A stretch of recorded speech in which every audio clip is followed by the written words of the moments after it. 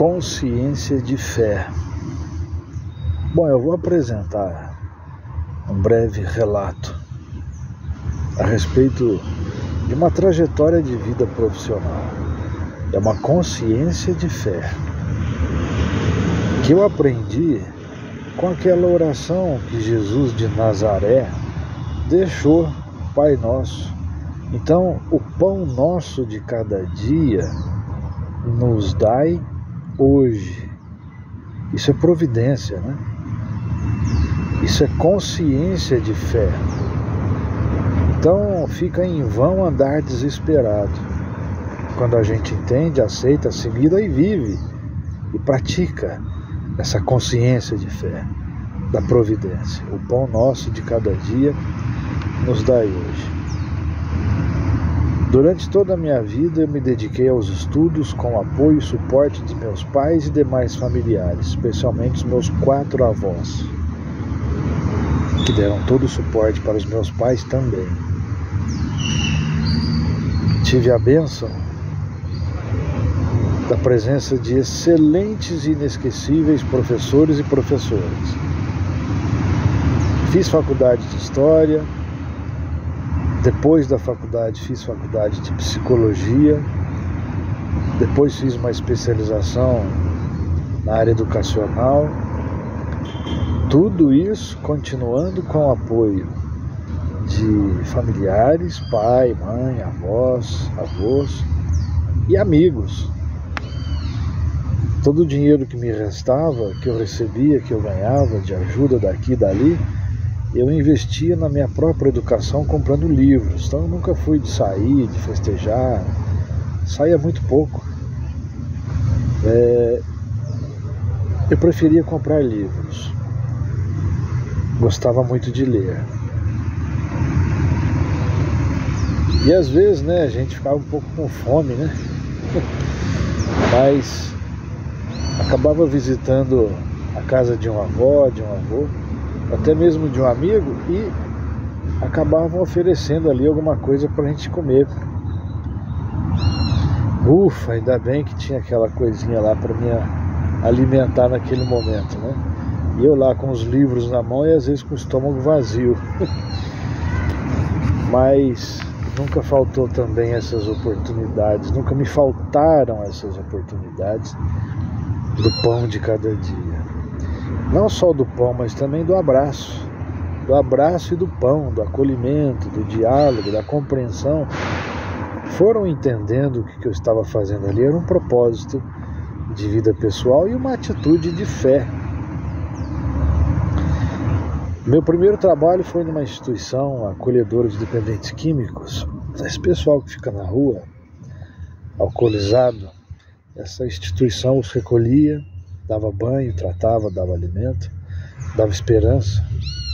E aí tinha lá a palavra de fé e o suporte psicológico. Paralelo a isso, eu abri meu primeiro consultório, comecei a ter alguns pacientes. Depois fui aprovado no processo seletivo de uma prefeitura do interior de Minas Gerais para cuidar de pacientes chamados pacientes psiquiátricos. O contrato acabou, eu fui para uma empresa que fabricava peças para computadores. Ali fiquei 2 anos. A proprietária, uma bióloga e herdeira da empresa, professora e empresária também, né? Entendeu muito bem o meu projeto, o meu propósito de ajudá-la. E o salário era bom. E ali, com a soma de outras ajudas, minha esposa, ali eu já estava casado, e demais ajudas do meu sogro, da minha sogra, construímos então uma pequena e modesta casa, porém muito confortável, nossa primeira casa. Essa empresa foi vendida, o meu contrato se encerrou, e aí eu consigo então um outro contrato numa fundação de apoio à educação tecnológica no Instituto Federal de Educação, numa cidade mineira também, vizinha minha. Fiz um trabalho muito legal ali, muito gostoso, muito proveitoso. Depois eu retorno para a prefeitura, porque eu passei em outro processo seletivo, Fui trabalhar no projeto social. Dali, uma empresa me contratou também, uma empresa de construções, para trabalhar relações interpessoais entre a equipe.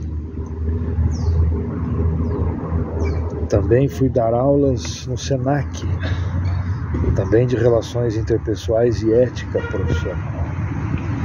Depois, o contrato acabou, passou uma crise, né? O Brasil aí, a psicologia em alguns lugares foi sendo cortada, deveria ser incluída, mas acabou sendo cortada, e eu também fui um desses cortados, né?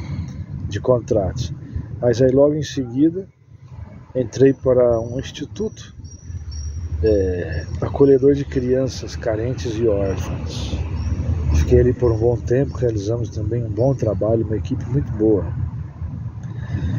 Depois entro para a prefeitura como concursado, uma outra prefeitura de uma cidade vizinha, só que dessa vez concursado, cargo efetivo.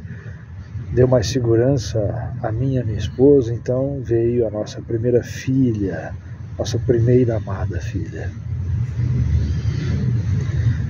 Foram surgindo novos pacientes particulares. Pois bem, tempos depois, chega a nossa segunda bebezinha, nossa segunda filha, amada, querida filha, a mais novinha. E passo de novo no processo seletivo e assumo esse contrato como renda complementar para nos ajudar em novas despesas, numa nova casa. A família aumentou, o carro precisou ser trocado, um pouquinho maior para caber a vovó, o vovô, etc. Tudo uma soma de esforços, uma cooperação, ajuda recíproca.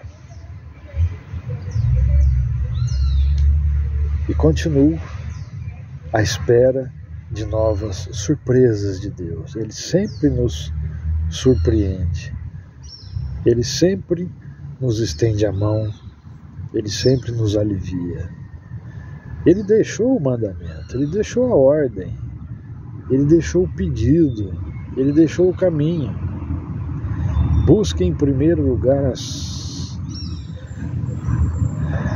Busque em primeiro lugar o reino de Deus e a sua justiça, e as demais coisas te serão acrescentadas.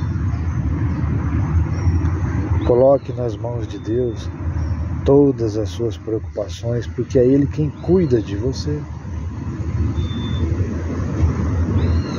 Alegre-se no Senhor. Alegre-se. Não tenham medo. Essa consciência da fé me faz recordar sempre o que minha mãe, nessa trajetória toda que eu acabei de contar aqui, sempre me dizia: você já percebeu, filho, que na hora em que você sempre precisou, Deus providenciou? Amém.